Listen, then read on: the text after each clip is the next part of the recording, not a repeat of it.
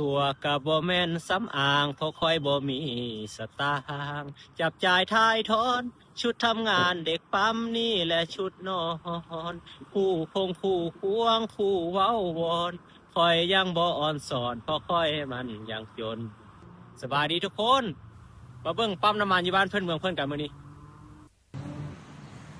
นี้ราคาน้ำมันนี่น้ำมันแอสซังนี่ประมาณ21,600 กีบต่อลิตรเนาะส่วนน้ำมันกระส่วนกับ24,500 กีบต่อลิตรส่วนแก๊สกับ11,700 กีบต่อลิตรเนาะปั๊มน้ำมันอยู่บ้านเพิ่นโดยเฉพาะบ่อนนี้เนาะมันสิมีอันบ่อนล้างรถน้ำเนาะแต่มันเป็นการบริการด้วยตัวเองเนาะเขาบ่ล้างให้เนาะอยู่บ่อนนี้เนาะส่วนการใช้น้ำมันอยู่บ้านเพิ่นเมืองเพิ่นนี่ก็แตกต่างกันอยู่บ้านเฮาได้สิเป็น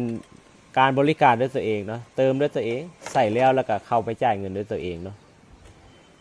ปั๊มน้ำมันอยู่บ่อนนี้นะ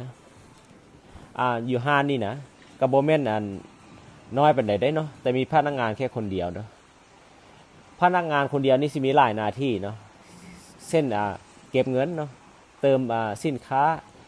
เมียนขี้เหงื่อหรือว่าทำความสะอาดห้องน้ำเล็กๆน้อยๆเนาะไปเข้าไปจ่ายเงิน